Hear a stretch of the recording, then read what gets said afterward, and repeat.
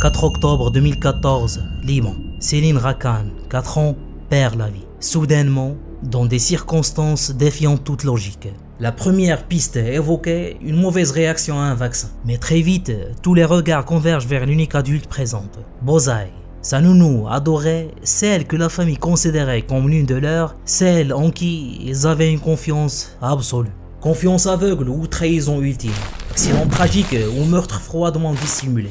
Ce que les caméras de surveillance et les versions confuses de Bozai vont révéler dépasse l'imagination. Accrochez-vous, l'histoire de Céline Rakan est une plongée glaçante au cœur des apparences trompeuses. Bienvenue, une nouvelle histoire commence.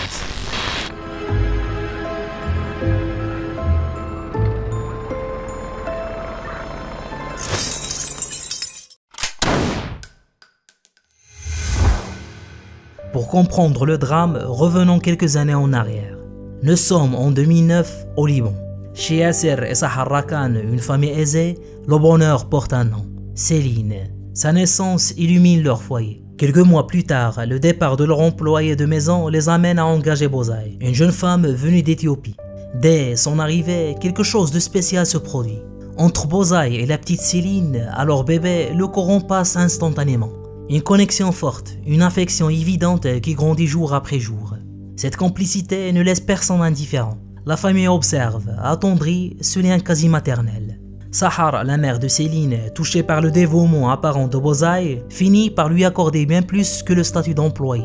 Elle la considère comme un membre de la famille. Preuve de cette immense confiance et de cette affection sincère, il lui aménage une chambre confortable, veillant à son bien-être comme pour une proche. Pendant 3 ans et demi, la vie suit son cours. 3 ans et demi durant lesquels Bozai partage leur quotidien, leur joie. Pour les Rakan, elle est l'incarnation de l'honnêteté. Jamais le moindre problème, pas le moindre doute. Une confiance absolue s'est installée. Une confiance qui rendra la suite des événements totalement inconcevables. Le 4 octobre 2014. Ce matin-là, ce qui s'annonçait comme une journée ordinaire dans la maison des Rakan allait basculer dans l'horreur. Comme tous les jours, Yasser et Sahar quittent leur domicile, confiant leur petite Céline, 4 ans, à Bozai. Mais vers midi, la routine est brisée par un appel. Sahar décroche, et la voix de Bozai, paniquée, lui annonce que Céline va mal, très mal. Elle transpire abondamment, semble gravement souffrante. Bozai est perdu, ne sait pas quoi faire. L'inquiétude serre immédiatement le cœur de Sahar. Sans une seconde d'hésitation, elle demande à Bozai de préparer Céline et fonce vers la maison pour les emmener à l'hôpital. Dans la précipitation et le choc, une première hypothèse s'impose, presque comme un réflexe pour les parents désemparés. Serait-ce le vaccin que leur médecin de famille avait administré à Céline la veille qui a causé cet état? Dans leur confusion et leur douleur, cette idée leur apparut plausible sur le moment, ajoutant à leur détresse. Lorsque Céline arrive à l'hôpital avec Sahar et Bozai, la situation est déjà critique. La petite fille est inconsciente. Immédiatement, le personnel médical se lance dans une course contre la montre. Pendant 45 longues minutes, il tente l'impossible, s'acharne pour la réanimer. En vain, le cœur de Céline a cessé de battre. Les médecins doivent se rendre à l'évidence et prononcer son décès. Pour Yasser et Sahar, c'est un effondrement. Ils avaient laissé leur fille en parfaite santé le matin même. Comment est-ce possible? Comment leur petite Céline pleine de vie a-t-elle pu leur être arrachée en quelques heures? Mais très vite, ce qui semblait être une mort naturelle commence à basculer dans le doute. Malgré l'absence apparente de marques de violence sur le corps, des détails troublants interpellent les médecins. Les lèvres de Céline arborent une teinte bleutée. Des sécrétions inhabituelles sont remarquées autour de sa bouche. Ces signes, ils ne correspondent absolument pas à une réaction vaccinale. L'examen préliminaire des médecins fait basculer l'affaire. Il suggère fortement que le cœur de Céline s'est arrêté par manque d'oxygène, indiquant une asphyxie. Ce constat est lourd de sens et pousse l'hôpital à agir. Les autorités sont immédiatement alertées. Une enquête doit être ouverte. Avec les premiers résultats médicaux, le regard des enquêteurs change de direction. Leur attention se concentre désormais sur les circonstances exactes entourant le décès de Céline. Très vite, un nom s'impose, Bozai. Elle était la seule adulte présente avec la fillette au moment des faits. Bozai, celle qui, hier encore, était considérée comme un membre de la famille. Celle en qui Yasser et Sahar avaient une confiance absolue. Soudain, elle est vue sous un tout autre jour. La situation bascule véritablement lorsque Yasser, le père de Céline, décide de consulter les enregistrements des caméras de surveillance de la maison. Ces caméras, installées pour la sécurité, vont révéler une vérité bouleversante. Ce qu'ils découvrent à l'écran pulvérise totalement son point de vue sur Bozai. Yasser repère des comportements profondément anormaux.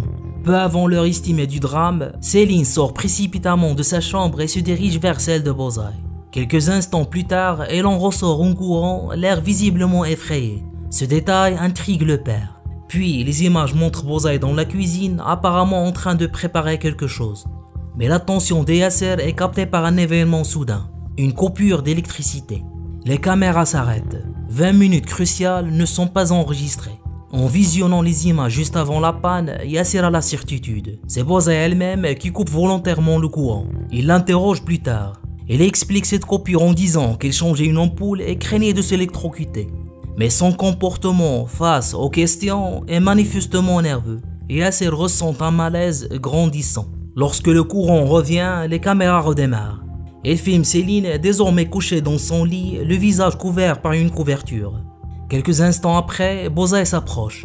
Elle soulève légèrement la couverture, semble vérifier si Céline respire. Elle glisse même ses mains en dessous, comme pour s'assurer de quelque chose. Et un autre détail frappe Yasser. L'oreiller a été déplacé. Les soupçons deviennent une pensée terrifiante. Et si Céline avait été étouffée avec cet oreiller? Une méthode silencieuse qui, justement, laisse peu de marques visibles. La vidéo révèle encore autre chose. Juste après avoir manipulé la couverture de Céline, Bozai téléphone à Sahar pour lui dire que la petite est malade. Au téléphone, sa voix semble pleine d'inquiétude. Pourtant, sur les images, son attitude est en totale contradiction. Après avoir raccroché, elle paraît parfaitement calme, presque détachée. Face à ces découvertes accablantes, Yasser n'hésite pas. Il contacte immédiatement les autorités pour leur signaler ces éléments vidéo troublants. L'arrivée des forces de l'ordre provoque un événement inattendu qui glace le sang. Bozai, visiblement nerveuse, prononce calmement ces mots. Oui, c'est moi qui ai tué Céline. Cette confession, aussi calme qu'elle soit, est un choc inouï, un véritable séisme pour la famille Rakan. La question qui désormais les dévore est « Pourquoi ?» Alors que l'enquête progresse, une certitude s'établit rapidement. Le vaccin administré à Céline la veille n'a absolument rien à voir avec son décès. Les enquêteurs le confirment et le médecin de famille lui-même qui a effectué l'injection est catégorique. Ce vaccin est totalement sûr. Cette première piste, celle d'un accident médical, est donc définitivement écartée. Mais alors, d'où venait cette idée du vaccin? C'est ici qu'un détail choquant émerge. C'est Bozai elle-même qui l'a insidieusement implanté dans l'esprit des parents. Dès l'hôpital, elle avait évoqué par des insinuations et des propos voilés la possibilité que le vaccin soit la cause du drame. Sous le poids du choc et de la douleur, Sahar et Yasser, cherchant désespérément une explication, avaient fini par considérer cette hypothèse comme plausible. Ce stratagème s'avère être la toute première histoire inventée par Bozai pour détourner l'attention et semer la confusion.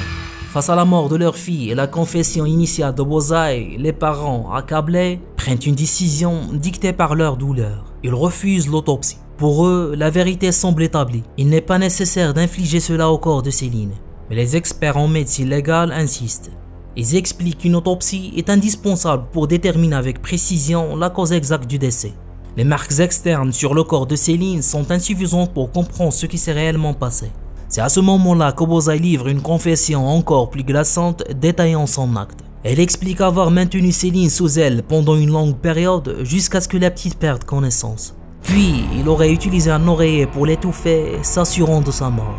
Cette méthode expliquerait justement l'absence de marques de violence visibles autour du cou de l'enfant. Et cette confession macabre confirme un élément crucial déjà soulevé par les vidéos. Bozai révèle avoir commis ce meurtre précisément pendant les 20 minutes où il avait volontairement coupé l'électricité dans la maison. Mais juste après sa première confession, Bozai change radicalement de version. Elle déclare que son aveu a été forcé, affirmant que Yasser l'aurait menacé pour qu'elle reconnaisse le meurtre. Ceci n'est que le début d'une série ahurissante de récits de plus en plus invraisemblables. En détention, elle prétend qu'une femme inconnue serait entrée dans sa cellule pour la forcer à avouer, allant même jusqu'à accuser Yasser d'avoir envoyé cette femme pour protéger un prétendu secret, celui d'un mariage avec une seconde épouse. Selon cette version, cette seconde femme aurait tué Céline et l'aurait assommée pour la faire taire. Plus tard, Bozai tente une nouvelle approche. Il accuse directement Yasser d'avoir tenté d'abuser d'elle et prétend avoir tué Céline par panique après que la fillette aurait été témoin d'une scène inappropriée. Pour donner du poids à ce dernier récit, il y mêle des éléments réels de son propre traumatisme d'enfant en Éthiopie, où il a effectivement été victime d'abus et a perdu sa mère dans des circonstances tragiques. Cependant, les enquêteurs démontent méthodiquement chacune de ces versions. Ils prouvent que ces allégations sont entièrement fabriquées. Aucune femme inconnue n'est entrée dans sa cellule. L'histoire de la seconde épouse et des abus du Yasser est également totalement fictive, contredite par des éléments de l'enquête.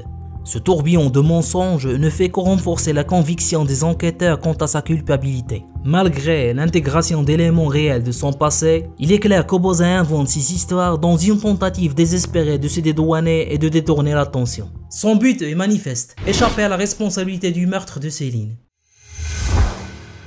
Après des semaines d'enquête acharnée face au mur de mensonges dressés par Bozai, la vérité finit par émerger d'un lieu inattendu, sa propre chambre. Lors d'une perquisition minutieuse, les enquêteurs font une découverte sidérante. Pendant les 3 ans et demi passés au service d'Erakan, Bozai avait discrètement accumulé et caché une quantité considérable d'objets volés. Argent, vêtements, appareils électroniques, un véritable butin amassé insidieusement sans que la famille qui lui faisait une confiance aveugle ne s'aperçoive de rien. Mais ce jour tragique, le hasard frappe. La petite Céline entre dans la chambre de Bozai et découvre ses biens cachés. La situation est d'autant plus critique que Bozai venait d'apprendre une nouvelle majeure. La famille Rakan se préparait à quitter le Liban pour s'installer au Canada. Cet avenir, où il ne serait plus auprès d'eux, semble avoir exacerbé ses propres angoisses. Lorsqu'elle réalise que Céline a découvert son secret, les vols, une peur panique la submerge. Elle craint que la petite ne parle à ses parents et ne révèle toute l'étendue de sa trahison. Poussée par cette peur dévorante et le sentiment qu'elle est sur le point d'être démasquée, Bozai prend une décision effroyable, réduire Céline au silence. Définitivement. Elle planifie son acte de manière froide et calculée, cherchant à s'assurer que le meurtre ne puisse être facilement soupçonné. L'affaire Céline Rakan, marquée par cette enquête complexe et un procès riche en révélations bouleversantes, trouve sa conclusion en 2017. Le tribunal criminel de Beyrouth rend son verdict. Bozai est reconnu coupable et condamné à 20 ans de prison avec travaux forcés. Elle est également condamnée à verser 150 millions de livres libanaises en compensation au père de Céline, Yasser Rakan. Cette sentence reflète les limites du système judiciaire libanais où la peine de mort n'est pas appliquée dans ce type de cas. Malgré l'horreur de ces actes, Bozai échappe à la sanction capitale conformément aux lois en vigueur. Le plus choquant dans cette affaire, le vertige de la confiance trahie. Dans un instant de panique égoïste, Bozai a tué l'enfant qu'elle était censée protéger. Un immense merci à vous d'être resté avec moi jusqu'à la dernière minute. Si ce voyage au cœur de cette histoire vous a captivé, la meilleure façon de me le faire savoir est de mettre un gros j'aime. D'ici là, portez-vous bien et à très vite. Ciao.